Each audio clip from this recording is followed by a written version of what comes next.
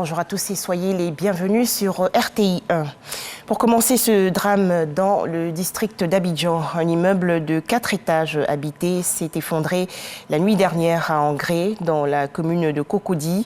Le bilan provisoire, selon les éléments de la gendarmerie et de la police, fait état de 2 morts et 13 personnes évacuées. Les sapeurs-pompiers poursuivent les recherches d'éventuelles victimes encore sous les décombres. Toujours en Côte d'Ivoire avec ce sujet plus heureux. Il s'agit des échanges entre le ministère de l'Éducation nationale et la presse. Cette rencontre s'inscrit dans le cadre des États généraux de l'Éducation nationale et de l'alphabétisation. La ministre Mariatou Koné a demandé aux journalistes de s'engager activement dans ce processus. Les précisions de Godefroy Okambawa.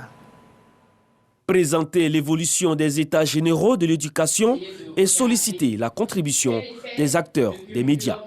C'est tout le sens de cette rencontre entre la ministre Mariatou Koné et les journalistes. Des échanges qui ont permis à ces acteurs de la presse de comprendre l'enjeu des réformes engagées. La volonté est la plus importante. Et il fallait que cette volonté s'affirme. C'est avec beaucoup de courage. Et je sais combien de fois c'est difficile d'aborder certaines réformes. Il fallait beaucoup de courage et ce courage déjà me porte à croire que il y a matière à espérer. Ce qui se passe est éminemment important et appelle l'adhésion de tous les courants de pensée pour que effectivement l'objectif fixé par le président de la République, dont la vision sont toutes très clairvoyantes, permet à la Côte d'Ivoire d'être au firmament des nations qui comptent au niveau de l'éducation. Il faut encourager maintenant le ministre. L'Union nationale des journalistes de Côte d'Ivoire entend pour sa part s'impliquer dans la recherche d'un meilleur positionnement de nos systèmes éducatifs. Nous allons jouer notre rôle de tous les jours, qui est dans la sensibilisation. Le reporting, c'est-à-dire que faire les comptes rendus sur les différentes activités. Et bien entendu, comme nous sommes aussi des consultants par moment, sinon à notre temps perdu, il est important vraiment d'apporter des conseils afin que ces états généraux soient un grand succès. À travers cette démarche, la ministre de l'Éducation nationale et de l'alphabétisation souhaite rendre ces états généraux inclusifs. Nous avons donné la parole à chaque Ivoirien à travers différentes activités. Aujourd'hui, bien que les journalistes et la presse aient réagi à travers différents canaux, aujourd'hui nous donnons la possibilité aux journalistes de nous produire un document unique au nom de la presse de Côte d'Ivoire. Chaque voix compte et la voix de la presse sera entendue et sera prise en compte dans les états généraux de l'éducation nationale et de l'alphabétisation. Marc Vincent, représentant résident de l'UNICEF en Côte d'Ivoire, partenaire de l'éducation nationale, salue les efforts du gouvernement en matière de scolarisation.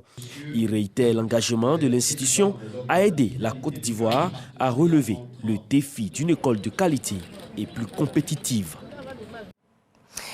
En image, l'actualité hors de chez nous, 25 ministres, dont 6 femmes. Le nouveau gouvernement formé au Burkina Faso fait aujourd'hui sa rentrée. Il s'agit d'une réunion de prise de contact.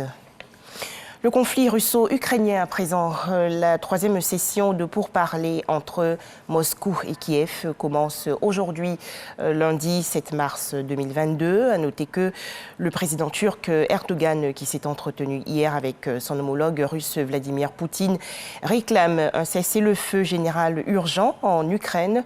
La Russie, de son côté, exige d'abord que ces conditions soient entièrement remplies. La Russie, fortement soutenue en République centrafricaine dans son offensive contre l'Ukraine. En effet, plus de 100 personnes ont participé le 5 mars dernier à Bangui, la capitale centrafricaine, à une manifestation en soutien aux autorités russes. Les manifestants ont élevé et agité les drapeaux russes et centrafricains. Voilà, merci de nous avoir suivis. Prochain rendez-vous, 13h, ce sera le journal.